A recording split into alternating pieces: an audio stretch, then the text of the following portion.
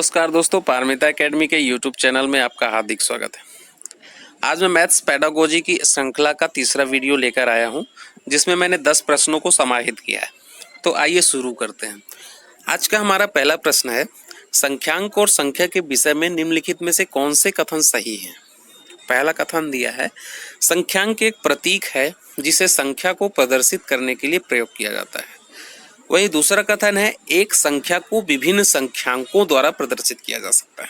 तो इस प्रश्न को सॉल्व करने के लिए हमें संख्यांक और संख्या को समझना जरूरी हो जाता है।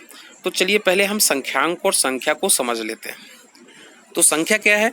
जिन शब्दों से वस्तुओं की गिनती का बोध हो उसे संख्या कहते हैं। जैसे मान लीजिए हमने कह दिया 3 पेन, तो यहाँ जो 3 शब्द है वह संख्या है। या हमने कह दिया 10 किताबें, तो यहाँ जो 10 शब्द है वह संख्या है। और संख्यांक क्या है? संख्याओं को जिन संकेतों द्वारा व्यक्त किया जाता है उन्हें संख्यांक कहते हैं। जैसे हमने कहा 3, तो 3 को जिस सिंबल से हम चिन्हित कर रहे हैं कि भाई इस सिंबल को हम 3 कहेंगे, या इस सिंबल को हम 4 कहेंगे, या इस सिंबल को हम 10 कहेंगे, तो जो सिंबल होते हैं उसे हम संख्यांक कहते हैं। संख्यांक का अर्थ है कि संख्या को लिखने के लिए प्रयुक्त अंक, मतलब जो संख्या लिखित रूप में लिखी जाए उसे हम संख्यांक कहेंगे। तो संख्या जो होती है वह निश्चित होती है कि 3, 4, 5, 6, लेकिन जो संख्यांक होते हैं वह कई तरह से होते हैं। हम एक को कई संख्यांक से चिन्हित कर सकते हैं। जैसे देवनागरी में आप देख रहे हैं कि एक अलग तरीके से लिखा है, रोमन में वही एक कुछ दूसरे तरीके से है, अरबी अलग है, अंतरराष्ट्रीय जो संख्यांक होते हैं वो अलग होते हैं। तो इस तरह से हमने संख्या और संख्यांक को समझ लिया। अब हम वापस अपने प्रश्न पर चलते हैं। संख्यांक और संख्या के विषय में निम्नलिखित में से कौन से कथन सही हैं। अब यह प्रश्न बोल रहा है कि नीचे 2 कथन दिए गए हैं, जिसमें से आपको बताना है कि संख्यांक और संख्या के बारे में कौन से कथन सही है। पहला बोल रहा है, संख्यांक एक प्रतीक है जिसे संख्या को प्रदर्शित करने के लिए प्रयोग किया जाता है। तो जैसा कि हमने पिछली स्लाइड में पढ़ा था कि संख्यांक क्या होते हैं? संख्या को प्रदर्शित करने के लिए प्रयोग किया जाता है। और ये क्या होते हैं? सिंबल होते हैं। तो यह कथन जो है सही है। फिर दूसरा कथन देख लेते हैं, एक संख्या को विभिन्न संख्यांकों द्वारा प्रदर्शित किया जाता है। यह कथन भी सही है। जैसे हमने एक को देखा था, एक जो शब्द है, एक जो संख्या है, उसको हम कई संख्यांकों से प्रदर्शित कर रहे थे। जैसे देवनागरी में अलग है, अरबी में अलग है, अंतरराष्ट्रीय में अलग लिखते हैं। तो एक संख्या को हम कई संख्यांकों द्वारा प्रदर्शित कर सकते हैं। तो इस तरह से हम कह सकते हैं कि यहाँ जो दोनों कथन है वह दोनों ही सही हैं। तो इसमें जो ऑप्शन नंबर 1 है वह हमारा सही उत्तर होगा, जो कहता है कि ए और बी दोनों ही शुद्ध है। यहाँ 4 में टिक लगा हुआ है, वह गलत लगा हुआ है। इसका सही उत्तर है 1 नंबर का। अब हम बढ़ते हैं अगले प्रश्न की ओर। अगला प्रश्न कहता है कि योग पर निम्नलिखित शाब्दिक समस्याओं को पढ़िए। योग मतलब एडिशन पर। एडिशन पे कुछ 2 समस्याएं दी गई हैं, उन्हें पढ़िए। जैसे कि हमने पिछले प्रश्न में 2 सेंटेंस पढ़े थे, इसमें भी 2 सेंटेंस दे दिए गए हैं। पहला सेंटेंस कहता है कि एक टोकरी में 15 संतरे हैं और दूसरी टोकरी में 17 संतरे, सब मिलाकर कितने संतरे? ठीक है, तो ये एक शाब्दिक समस्या हो गई। अब एक दूसरे शाब्दिक समस्या में जाते हैं कि एक 9950 वाले मोबाइल फोन की कीमत में बजट के बाद 375 की वृद्धि हो जाती है। मतलब 9950 का मोबाइल था, अब उसकी जो उसमें वृद्धि कितनी हो गई? 375 रुपए की। तो नई कीमत क्या है? ये 2 तरह के प्रश्न हो गए। तो अब इसमें पूछता क्या है कि निम्नलिखित में से कौन सा कथन सही है। दोनों ही योग की संवर्धन संरचना को प्रदर्शित करते हैं, या ए योग की संवर्धन संरचना को प्रदर्शित करता है और बी योग की समुच्चय संरचना को प्रदर्शित करता है। अच्छा, अब यहाँ 2 शब्द आ रहे हैं। एक शब्द आ रहा है संवर्धन संरचना और एक शब्द आ रहा है समुच्चयन संरचना। तो यहाँ इन 2 शब्दों को भी समझना जरूरी हो जाता है। यदि आपको यही नहीं मालूम होगा कि संवर्धन संरचना क्या है, समुच्चयन संरचना क्या है, तो आप इस प्रश्न को हल नहीं कर सकते। तो चलिए पहले हम संवर्धन संरचना और समुच्चयन संरचना को समझ लेते हैं। देखिए, अब यहाँ जैसे आप तस्वीर में देख रहे हैं, 2 लड़के हैं। एक लड़के के पास है 2 चॉकलेट और दूसरे लड़के के पास है 3 चॉकलेट। तो यदि इन दोनों लड़के की चॉकलेट को मिला दिया जाए तो कितने चॉकलेट हो जाएंगे? टोटल 5 चॉकलेट हो जाएंगे। तो मतलब अलग अलग जगह की चीजों को जब मिलाया जाता है और उससे जो जोड़ होता है, वहां जो एडिशन किया जाता है, उसे हम बोलते हैं समुच्चयन या एग्रीगेशन जिसको बोलते हैं। जैसे कि आपने सुना होगा जब आपसे कोई परसेंटेज पूछता है कि आपके एग्रीगेट मार्क्स क्या है। एग्रीगेट मतलब हर विषय के, जैसे हिंदी के मार्क्स अलग होते हैं। हिंदी में जैसे आपने मान लीजिए 80 नंबर लाए, मैथ्स में आपने 80 लाए और सोशल साइंस में 80 लाए, तीनों में 80 80 80, तो एग्रीगेट कितना हो गया 240। तो वही चीज होती है, जब अलग अलग चीजों को जोड़ा जाता है अलग अलग जगह से निकाल करके, तो वहां एग्रीगेशन होता है या समुच्चयन होता है। तो आई होप आपको एग्रीगेशन समझ में आ गया होगा। अब हम बात करते हैं आगुमेंटेशन की। अब जैसे यहाँ चित्र में देख रहे हैं कि एक लड़के के पास 2 चॉकलेट है, उसको 2 और दे दी गई, तो यहाँ उसके पास टोटल चॉकलेट हो जाती है 4। इसमें भी जोड़ होता है, पीछे वाले केस में भी जोड़ था, इसमें भी जोड़ है, लेकिन वहां 2 अलग अलग जगह से चीजों को लाकर हमने जोड़ा था। यहाँ हम एक ही व्यक्ति के पास जो डाटा है उनको जोड़ रहे हैं। जैसे इसके पास पहले 2 चॉकलेट थी, फिर 2 चॉकलेट और आ गई, तो यहाँ संवर्धन हो रहा है जिसे हम बोलते हैं आगुमेंटेशन। तो आप आई होप कि आपको एग्रीगेशन और आगुमेंटेशन समझ में आ गया होगा, समुच्चयन और संवर्धन समझ में आ गया होगा। अब चलते हैं हम अपने प्रश्न की ओर। तो देखिए हमारा प्रश्न क्या कहता है कि एक टोकरी में 15 संतरे हैं और दूसरी टोकरी में 70 संतरे हैं। अब आपको यहाँ पिक्चर क्लियर हो गई होगी कि 2 जगह संतरे हैं, एक में 15 है, एक में 17। तो मतलब ये कौन सा केस है? ये है हमारा समुच्चयन का केस है, एग्रीगेशन। एग्रीगेशन कहाँ होता है? जहाँ 2 जगह से चीजों को लाकर जोड़ा जाता है। तो एक टोकरी है और दूसरी टोकरी है, एक में 15 है, एक में 17 है ना। तो ये एग्रीगेशन का मामला हो गया। दूसरा प्रश्न है कि एक मोबाइल की कीमत थी 9,950, फिर उसकी कीमत हुई 375। मतलब एक ही जगह से 2 चीजें निकल के आ रही हैं, दोनों को जोड़ा जा रहा है। तो ये क्या हो गया अपना? ये अपना हो गया संवर्धन, हो गया आगुमेंटेशन हो गया। अब चलते हैं, ये देखते हैं कि कौन सा कथन सही है, ऊपर वाला सही है नीचे वाला सही है, देखते हैं। तो क्या बोलता है कि दोनों ही योग की संवर्धन संरचना को प्रदर्शित करता है। तो दोनों जो है संवर्धन संरचना को प्रदर्शित नहीं करता है, ठीक है, क्योंकि ऊपर वाला जो है समुच्चयन को प्रदर्शित करता है और नीचे वाला करता है संवर्धन को। तो यानी ये ऑप्शन सही नहीं होगा। फिर बोलता है ए योग की संवर्धन संरचना प्रदर्शित करता है और बी योग की समुच्चयन संरचना को प्रदर्शित करता है। यहाँ पर जो है उल्टा बोला जा रहा है, जबकि होना क्या चाहिए था? ए समुच्चयन संरचना को प्रदर्शित करता है और बी संवर्धन को, इसलिए ये ऑप्शन भी गलत है। अब आते हैं तीसरे ऑप्शन पर। तो जो बोल रहा है कि ए योग की समुच्चयन संरचना को प्रदर्शित करता है और बी योग की संवर्धन संरचना को प्रदर्शित करता है, तो ये ऑप्शन हमारा सही है, क्योंकि जो हमारा ए वाला स्टेटमेंट है वो कहता है कि एक टोकरी में 15 संतरे हैं और दूसरी टोकरी में 17 संतरे हैं, यानी कि 2 अलग अलग जगह से डाटा हम जोड़ रहे हैं। यानी यहाँ पर क्या हो रहा है? एग्रीगेशन ऑफ एडिशन हो रहा है। तो ये ए का केस हो गया। और बी के केस में एक ही मोबाइल फोन की 2 बार कीमतों को जोड़ा जा रहा है, यानी वहां संवर्धन हो रहा है, आगुमेंटेशन हो रहा है। तो इस तरह से हम यह देख रहे हैं कि हमारा जो 54 नंबर का जो प्रश्न है उसका तीसरा नंबर ऑप्शन सही है। अब हम बढ़ते हैं अगले प्रश्न की ओर। एक अध्यापक कक्षा 4 के छात्रों को निम्नलिखित कार्य देता है। एक अध्यापक है जो 4ठी कक्षा के छात्रों को कार्य देता है। क्या कार्य देता है? कि 25 टाइल को सभी संभव आयताकार व्यूह में व्यवस्थित करना है। मतलब 25 टाइल्स दी गई हैं, उनको जो है आयताकार व्यूह में व्यवस्थित करना है ना। तो इस कार्य से निम्नलिखित में से कौन सी गणितीय अवधारणाओं को संबोधित किया जा सकता है? मतलब प्रश्न ये पूछ रहा है कि बच्चे को जो टाइल्स को सभी संभव आयताकार व्यूह में व्यवस्थित करने का जो काम दिया गया है, उसमें गणित की किन किन टर्मिनोलॉजी का और किन किन चीजों का उपयोग करेगा। अब इसमें देख लेते हैं। पहला ऑप्शन कहता है क्षेत्रफल, आयतन और लंबाई। तो क्षेत्रफल का प्रयोग तो करेगा, क्योंकि टाइल्स उसको बिछानी है या टाइल्स को जमाना है, तो वहाँ क्षेत्रफल का तो काम आएगा।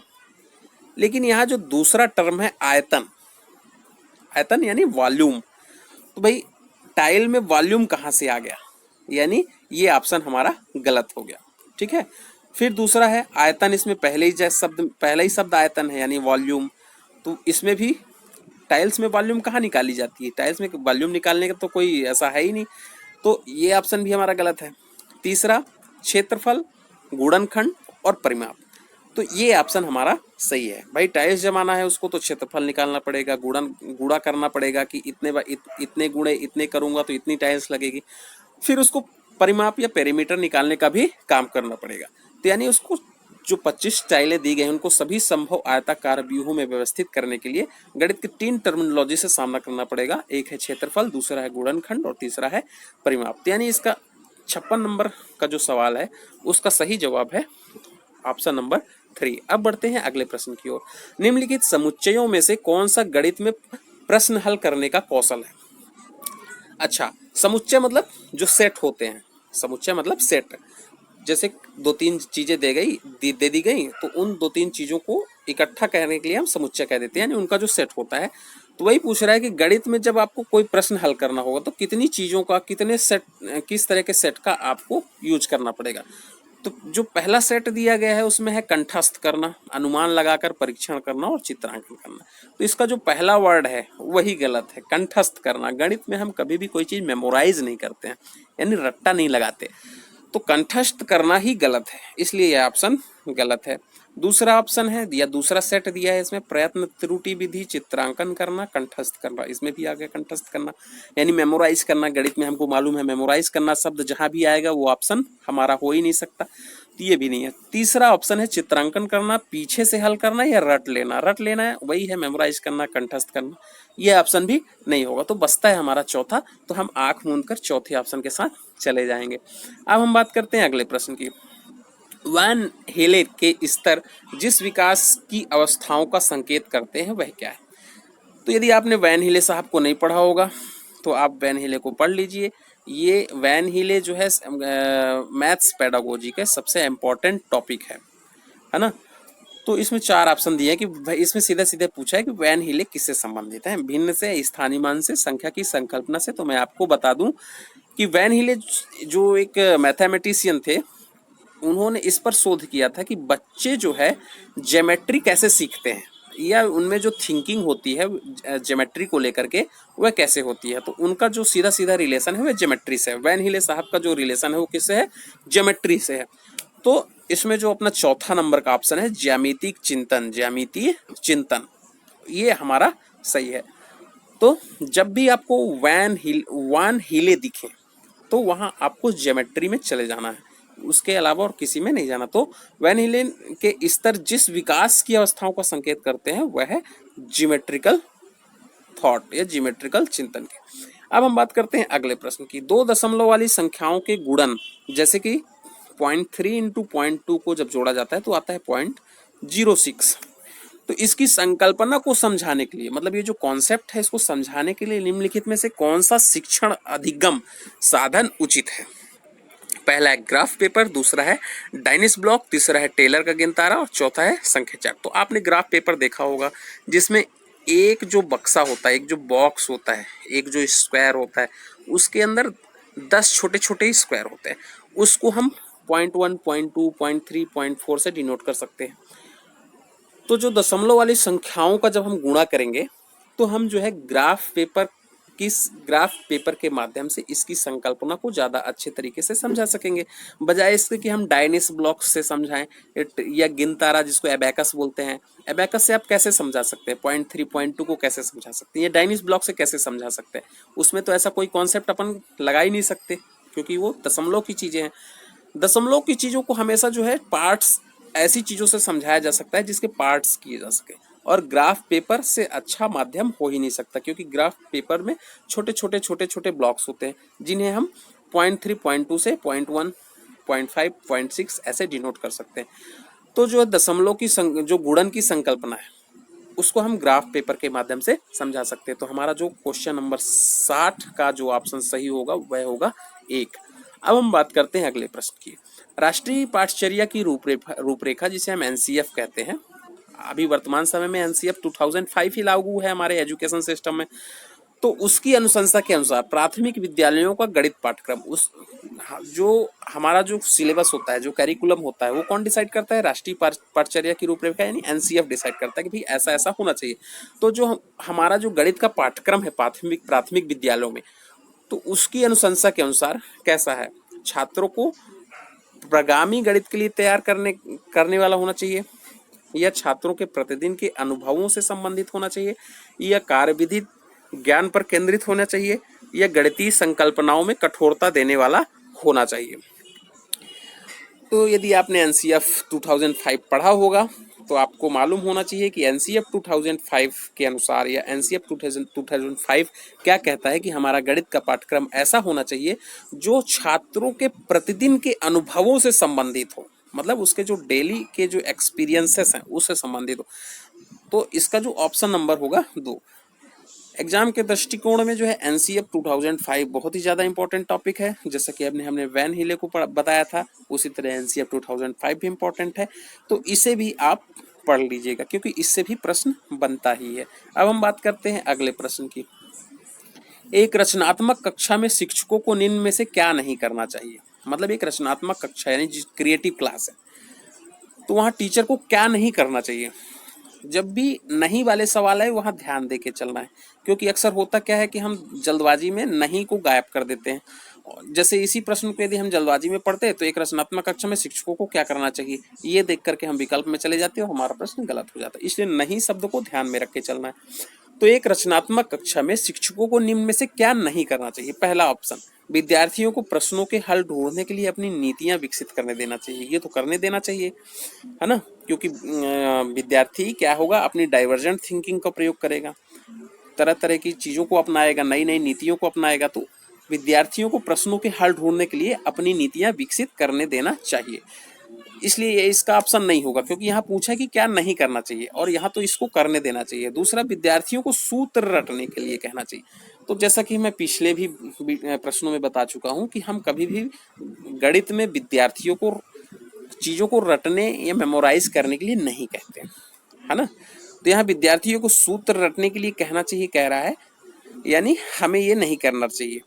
यानी हमारे 115 का जो ऑप्शन नंबर 2 है यह सही है। इसके बावजूद भी हम 3 और 4 को भी देख लेते हैं। ऐसी परिस्थितियां बनाना जिसमें विद्यार्थी हल खोजने में प्रवृत्त हो, मतलब ऐसा एक एटमॉस्फेयर बना दिया जाए क्लास में कि बच्चा खुद से हल खोजने के लिए किसी सवाल को प्रवृत्त हो, मतलब आगे बढ़े, ये तो होना चाहिए। दूसरा, चौथा, विद्यार्थियों को गणितीय साधनों के अपने अर्थ बनाने देना चाहिए, मतलब उनका खुद का एक कॉन्सेप्ट होना चाहिए किसी सवाल को लेकर के, तो ये भी करने देना चाहिए। तो जो इसका ऑप्शन निकल के आता है वह है 2 कि विद्यार्थियों को सूत्र रटने के लिए कहना, जो कि एक शिक्षक को क्रिएटिव क्लास में ऐसा नहीं करना चाहिए। अब हम बात करते हैं अगले प्रश्न की। एक शिक्षक ने ब्लैक बोर्ड पर लिखा 29x4 ज्ञात कीजिए, है ना। एक शिक्षक ने ब्लैक बोर्ड में बच्चों को बोला भाई 29 गुणे 4 निकालो। तो एक विद्यार्थी ने अपनी अभ्यास पुस्तिका पर इसे 27 गुणे 4 उतारा, मतलब उसने गलत उतार लिया, 29 की जगह उसने 27 कर लिया, तथा नीचे दर्शाए अनुसार हल किया। अब देखो उसने हल कैसे किया, 27 गुणे 4, उसका उत्तर आया 108, जो कि एकदम सही है।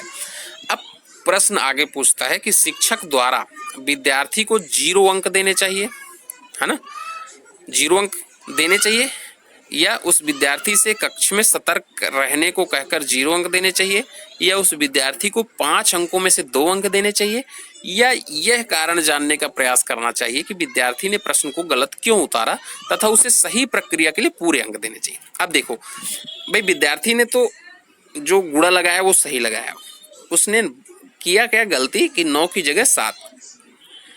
तो हमें यह प्रयास करना चाहिए यह जानने का कि भाई विद्यार्थी ने प्रश्न को गलत क्यों उतारा, क्योंकि उसको विधि तो आ रही है, गुणा करने की विधि उसे मालूम है। तो यदि वह 27 की जगह उसे 29 का 29 ही उतार लेता तो उसका आंसर सही आता। अभी भी वह सही ही लगा रहा है, यानी उसकी विधि सही है, तो विधि के लिए उसको पूरे के पूरे 5 अंक देने चाहिए, और साथ में यह भी जानने का प्रयास करना चाहिए कि वह प्रश्न को गलत क्यों उतारा। तो इसलिए इस प्रश्न का जो सही ऑप्शन होगा वह होगा 4। अब हम बात करते हैं अगले प्रश्न की। सांख्यिकी में प्रसरण का विश्लेषण नामक विधि का मुख्य श्रेय किसके था। मतलब जो सांख्यिकी है उसमें प्रसरण का विश्लेषण नामक विधि एक विधि होती है जिसका नाम है प्रसरण का विश्लेषण, तो उसका प्रतिपादन किसने किया यह पूछ रहा है। तो इसका सही जवाब है लाप्लास ने। अब जो है इस वीडियो का आखिरी प्रश्न है, किसी विद्यार्थी में निम्न में क्या आंकना चाहिए। मतलब कोई विद्यार्थी है तो उसमें हमें क्या देखना चाहिए, किसका असेसमेंट करना चाहिए, असेसमेंट में किस चीज़ का असेसमेंट करना चाहिए। पहला है गणितीय संप्रेषण, मतलब मैथमेटिकल कम्युनिकेशन। दूसरा है बिना समझे रटने की क्षमता, तो ये तो हो ही नहीं सकता, यहाँ भी मतलब मेमोराइज करने वाली बात हो गई। शिक्षक को सुनने की क्षमता, मतलब सिर्फ बच्चा शिक्षक को सुनते ही रहे, ये भी नहीं हो सकता। अवधारणाएं न समझने पर भी प्रश्न न पूछने, मतलब उसको कोई कॉन्सेप्ट समझ में ही नहीं आ रहा है फिर भी वो प्रश्न नहीं पूछ रहा है, तो ये भी एक विद्यार्थी में नहीं होना चाहिए। तो इसका सही ऑप्शन क्या है? गणितीय संप्रेषण यानी मैथमेटिकल कम्युनिकेशन। तो इसका सही ऑप्शन होगा 1 नंबर का। तो आई होप आपको आज की वीडियो पसंद आई होगी। यदि आज की वीडियो आपको पसंद आई तो आई हो तो इस वीडियो को लाइक करें, अपने दोस्तों में शेयर करें, और इस चैनल में यदि आप पहली बार आए हैं तो इस चैनल को सब्सक्राइब जरूर कर लें।